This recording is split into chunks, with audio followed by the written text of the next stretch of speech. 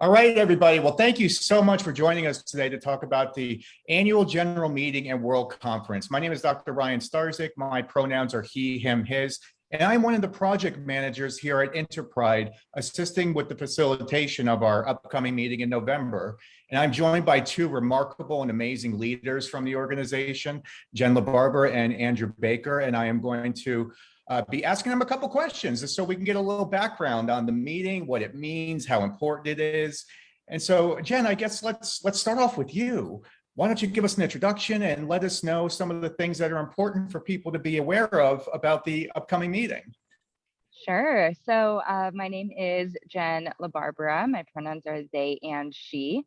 I am one of the three co-chairs of the Conference Structure and Integrity Committee, CSIC, as you know, most folks know us.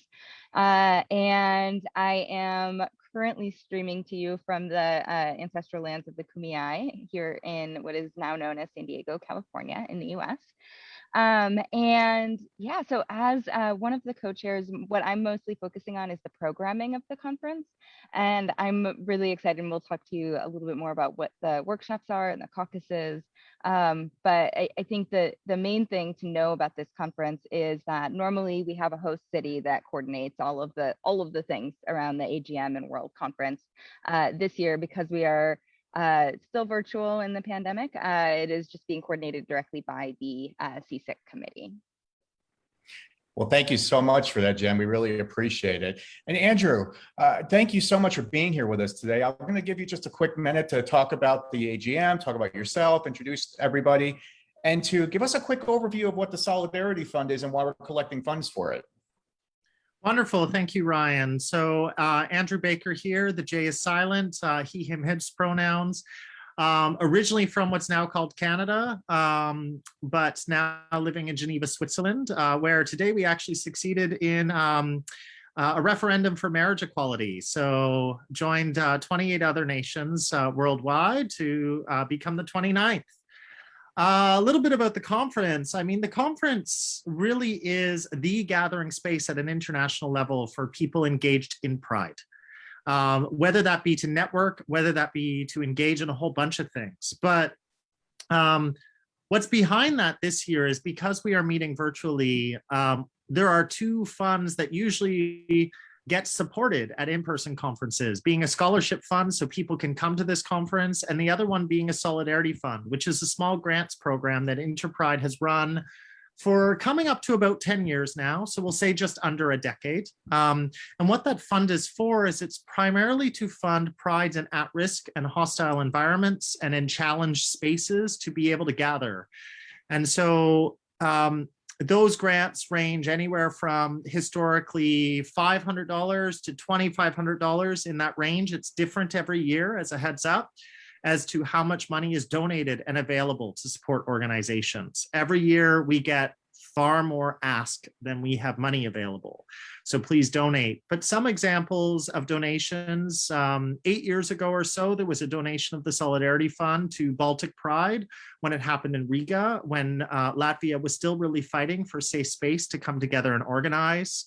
There's been donations to Pride in Fiji. There's been donations to Prides in Africa and Latin America and around the world where, compared to spaces such as Western Europe, Canada, and the US, organizers who are fighting for the freedom of assembly are coming together and trying to do so in safe and innovative ways to move forward our right as a community to celebrate, to lead, to engage in activism, and to stand up for who we are as people. And so it's an interesting and really powerful fund because it's a responsive fund in terms of the key local needs, and it often has a wraparound approach. So Solidarity recipients are provided membership within the InterPride network.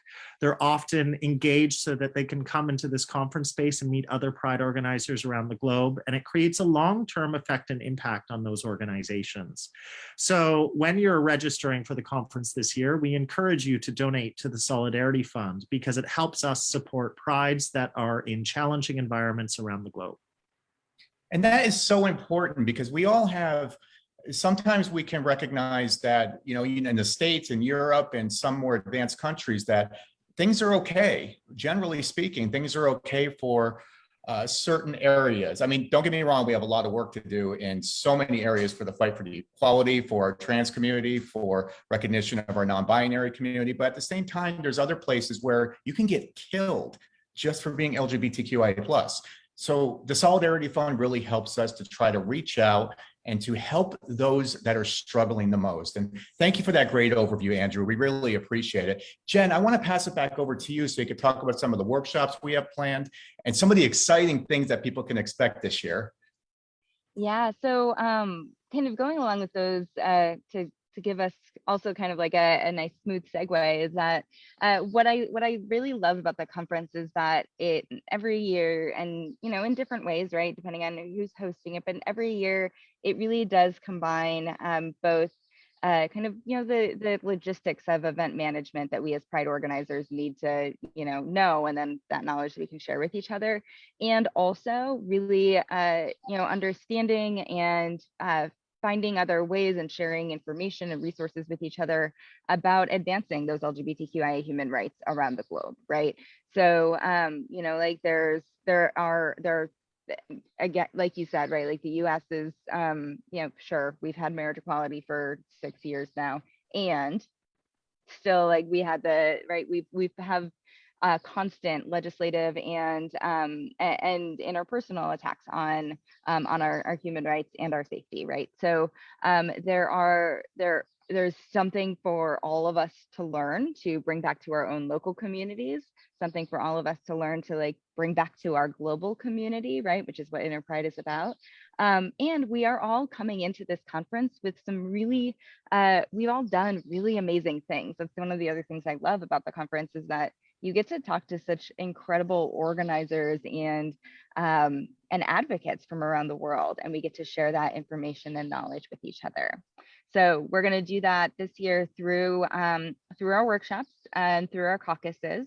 So our some of the workshops that I'm super excited about, we actually had a lot of workshop proposals this year come in that really addressed both understanding and advocating for the rights of transgender, gender nonconforming, and intersex folks. So we have some of those 2 or 3 of those workshops, right? So decolonizing sexual and gender diversities, Two-Spirit Resurgence, Two-Spirit Indigenous LGBTQIA prides, in Canada and the US. And I'm hoping we also expand that conversation to talk about Indigenous folks around the world. We're going to be talking about adapting Pride activities to include people with access needs and people with disabilities, disabled people. We are going to have a likely very lively conversation about the place of kink and fetish and BDSM and leather communities in our Pride events. And then we're also we have one workshop I'm super excited for, is called Comedy for Good, using humor as advocacy for diversity and inclusivity, taught by somebody who is a comedian and also uses that to advance LGBTQIA human rights. And I think that one's going to be really hopefully fun and also like really exciting, right? I think there's always something new for us to learn. There has been since the conference started 40 years ago, 43. What number are we at? 42? We're on 39. No, This is 39. I'm aging us up, just like I age myself up all the time. 39 years ago, right? When these organizers first got together in Boston, right, sharing exactly that same knowledge and expertise. And then, right, so there's our workshops, and then there's our caucus spaces, and these are spaces for folks that are have some kind of common identity or space in the world, like in common, right? So we have 8 caucuses this year. None of them are scheduled at the same time, right? So none of us have to choose amongst our identities or spaces.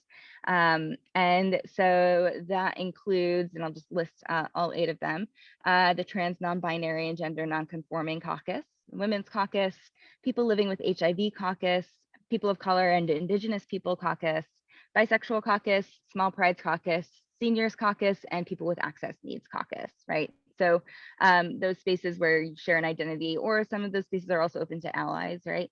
To come into that space, always, of course, check in with CSIC or the caucus organizer prior to, if you are an ally in those spaces. But those are often in years past, in the conferences I've attended, those caucus spaces are often where a lot of really great work happens. That is like it is also, you know, things we can take back to our own prides, but also helps to further InterPride as an organization in our organizational endeavor to be more inclusive and really serve our own Pride organizers and our own LGBTQIA folks around the world.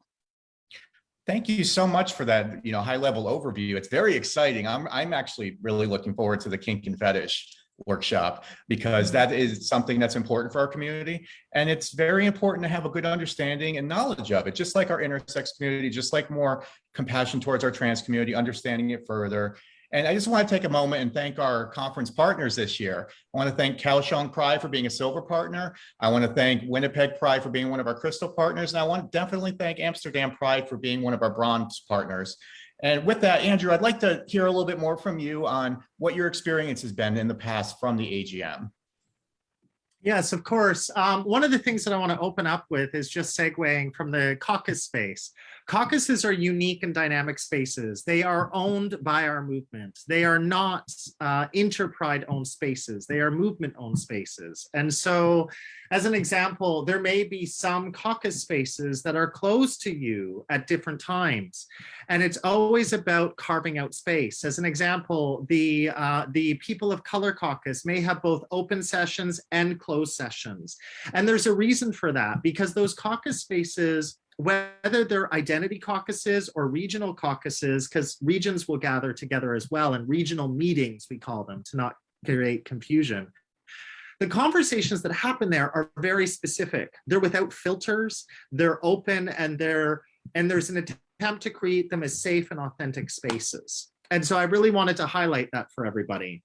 What I can say about the conference is that I've been attending InterPride conferences for about, 10 years, and I've seen a lot of dynamic changes over that period of time, in good ways and in bad ways. But the one thing that I will say that InterPride has been doing really well recently is my first conference. It didn't feel quite as organized as what we see today. And so what I will say is that InterPride has really grown as an organization to structure things in an inclusive and accountable way. At our plenary sessions, we'll be offering translation in French, Spanish, and Portuguese, as well as English, but English is often the operating language of the organization. But that's about creating inclusivity. I also want to highlight that the one thing that I did notice was that as I was experiencing conferences, of course, you're always judgmental as an individual, especially as an event organizer. You're looking at other event organizers organizing a conference for you, and you're like, oh, why didn't they do that? Or, oh, they could have done this that way. Or, we are event organizers. That's who we are, and we critique each other. That's the nature of the beast. But the one thing that I will say is that in my first conference with InterPride, well, I was frustrated maybe with the environment and learning how to navigate it. The one thing that it did amazingly was content. There was some brilliant content in that workshop set. There was some amazing dialogues during that time.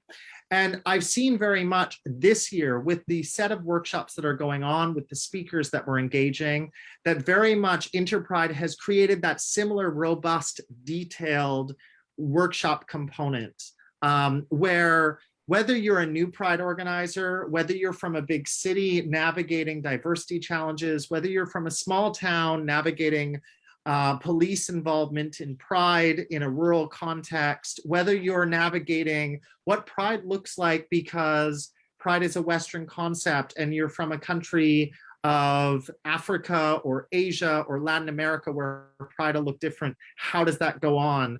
InterPride has really strived this time around to ensure a global approach to workshops. And it's been a benefit of us now doing 2 conferences fully online, is it's ensured that accessibility. And I really do hope that moving forward in these conferences that there's some form of quote unquote hybrid delivery or increased capacity at a global level. But for this year, this is really InterPride's first moment where they're able to take the full lead, and they've given power and voice, especially to the marginalized within our movement, to ensure that their voice is heard. And as an organization, we feel that's very important.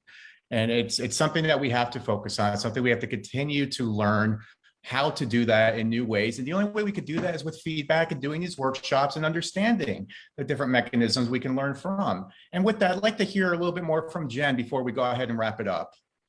Yeah, I will also just add, so the language interpretation during the plenaries, and then as we can accommodate that as well for any caucuses specifically, we'll also include international sign. That's another one of our ways that we're really, trying to grow in accessibility, right? So, and making that accessible around the world. So the last things I think that I have to say are about just encouraging folks to register, really. So the registration is free for member prides, with that option to donate to the Solidarity Fund, which again is super important this year, because a lot of those big donations might have come from larger prides whose all of our budgets have been challenged during the pandemic, right? We haven't been able to like San Diego Pride, for example, has not had our main like big flagship event for now 2 years, right? And so our ability to be philanthropic in that way may have been challenged. So as an individual, are you able to give a donation to that Solidarity Fund? Is your pride in a place where they can give that large or small donation to that Solidarity Fund? Anyway, so Solidarity Fund donations, super important, please do that. And registration is free for member prides, member pride organizations. And then it's $25 for folks that are non-member prides. And all of that can be found in the link that I imagine Ryan is probably dropping in a comment somewhere. It's just InterPride AGM 2021.eventbrite.com. And so, go ahead and register and join us. It is over the course of 2 weekends. So it starts the weekend of November 6th, 7th, ends the weekend of November 13th, 14th. Has a couple of weekdays in there. We tried to give y'all a little break on the middle of the week to kind of reset yourself. Because the other thing that we've tried to do, given that it is a virtual conference, is make it miserable for different parts of the world each weekend. So it's not just only miserable for Australia and Asia, and fine for North America and Europe. It's right, like, so it's okay for some folks the first weekend and miserable for other folks the first weekend, and then like a better time for other folks the second weekend, and a little bit like overnight miserable for other folks the second weekend, right? This is like kind of the joys and challenges of doing this international organizing, is that our body clocks are going to be a little off for a couple weeks, but I challenge you to join us in sending your body clocks a bit off and joining us overnight. Like there's I believe Andy Train will probably be also giving us some really great musical interludes during the plenary. So that's always a super fun time. Excellent. Well, that's very exciting. And yeah, the time, we have to face the fact that we are a global organization. We have to be flexible in the times, and we do everything we can to be as flexible as possible. And there's been times where I got to wake up at 3 a.m., but there's times where other people in a different part of the world have to do that as well. And Andrew, any closing thoughts? Just if you are a Pride organizer, if you are engaged in the InterPride movement or not engaged in the movement within InterPride, but organizing Pride, this is a space to be. This is a space to network. If you are engaged in LGBTI human rights, but maybe not within the Pride space, this is also a space to bring in your voice to how we gather as a Pride movement. So please come, join us, participate. This is a space for LGBTI leaders, thought shakers, event organizers, and challengers across the board. Come and join us. We look forward to seeing everybody there. Thank you for joining us today. Again, there's a lot of information on our website. You could always email us. That information is there as well. And we'll see you on November 6th. We can't wait. See you then. See you then. Bye, everyone.